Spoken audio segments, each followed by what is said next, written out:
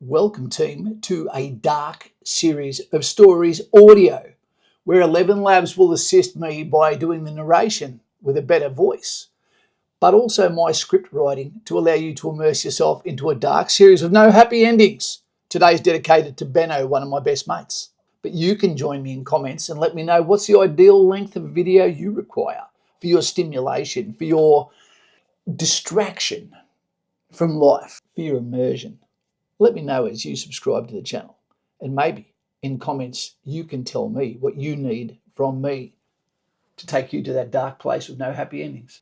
Now let's go and track the demise of Lucullus and Marcus in 9 AD, location the Teutoburg Forest. The mists of Teutoburg Forest cloaked the night in a shroud of despair, the air thick with the echoes of battle and the screams of fallen comrades facing their own individual fates. Marcus, Centurion of the first cohort, stumbled through the dense underbrush, his mind racing as he searched for signs of Lucullus, his loyal companion from the 18th Legion. They had been separated from their unit after the ambush, and now, exhausted and desperate, they were lost in the labyrinth of this god-forsaken forest, pursued by Germanic tribesmen whose blood ran as cold as the sleet that stung the eyes and anything exposed to the elements. The sinister grins of women and children appeared and vanished in the mist, their haunting laughter sending chills down Marcus's spine. It was a cruel game they played, drifting in and out of sight, their mocking presence a constant reminder of the inescapable doom that awaited one and all of these proud legions of Rome.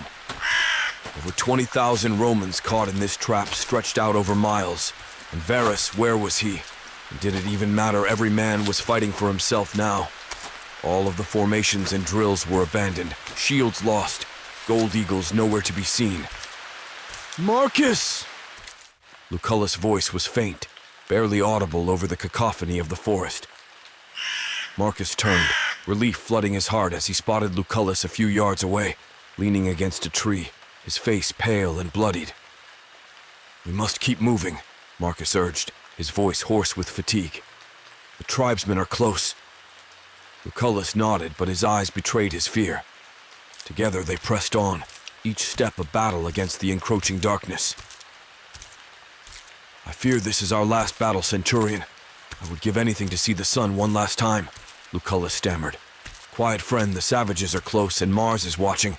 Let us give him a show, and maybe we will both be waking up to mutton and warm hay with our brothers, and we can hear what got us into this position." Marcus smiled, but his voice was deep, strong, and hid his own fears. Suddenly, a rustling in the bushes made them freeze.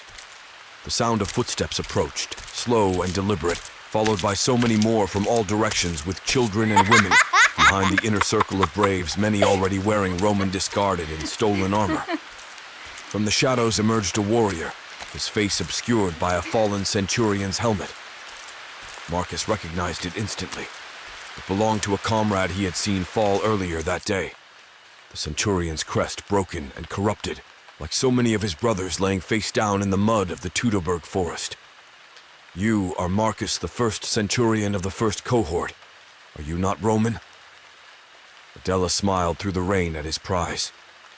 "You are a true gift, sir, and I will look after you as you have looked after us." Adela let go of his smile and his teeth bared as his thick, muscled arms clenched, and he appeared to change into a beast of hatred and contempt as he looked to the sky, rain pounding his face and washing the blood from his previous encounters. Before they could react, the warrior lunged at Lucullus. The struggle was brief but brutal. Lucullus fought valiantly, but his exhaustion was too great fighting from his back. With a final agonizing scream and the sound of cracking bone, his back arched, and his death rattle replaced the heavy breathing and grunting of the former proud warrior of the 18th, lifeless. His eyes stared at the children dancing in the fog, clapping and leering at Lucullus, and now turning their gaze to Marcus.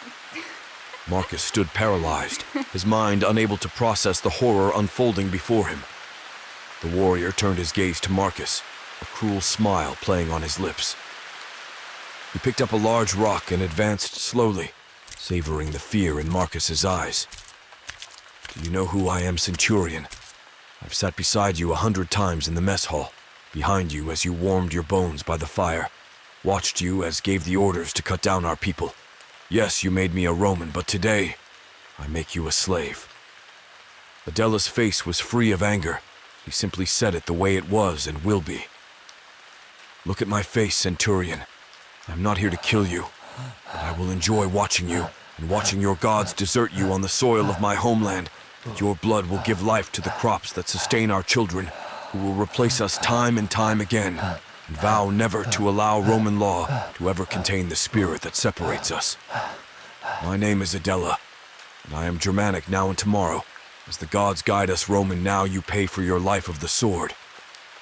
Adela raised the rock as Marcus raised his arms to cover his face. With a sickening thud, the rock came down on Marcus's knees, shattering them. Pain exploded through his body, and he convulsed, open-mouthed, as shock claimed him broken and helpless. The warrior continued his merciless assault, each blow driving Marcus deeper into a pit of agony. When the warrior was satisfied, he stepped back and gestured to the children lurking in the mist.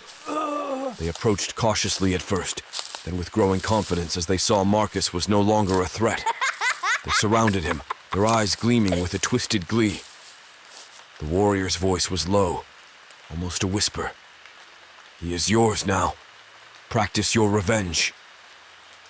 As the children descended upon him, their laughter mingling with the distant sounds of battle, Marcus's vision blurred.